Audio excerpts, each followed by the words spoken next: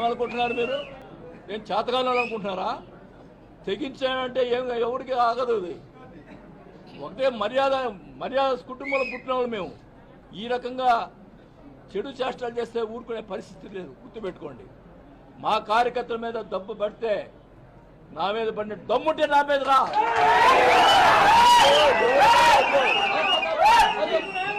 దమ్ము ఉంటే నా మీద రా. ఏందయ్యా ఇది? నీచమైన సంస్కృతి. రాజశేఖర రెడ్డి విగ్రహాలు పడగొట్టమైంది. రాజశేఖర రెడ్డి గారు కానీ ఎన్టీ రామారావు కానీ ప్రజలకి సహాయం చేసినటువంటి వ్యక్తులు, వాళ్ళు ప్రజలకు మేలు చేసిన వ్యక్తులు. ఎవరికి అపకారం చేయాలి, ప్రతిపక్షం వాళ్ళు కూడా అపకారం చేయాలి, అందరికీ న్యాయం చేశారు. అలాంటి విగ్రహాలు పడగొట్టమైంది. ఎవరి మీద? మా ఎమ్మెల్యేలు తప్పులు చేస్తుంటే వాళ్ళ మీద కొట్టండి. చనిపోయిన రాజశేఖర విగ్రహాలు పడగొట్టేది.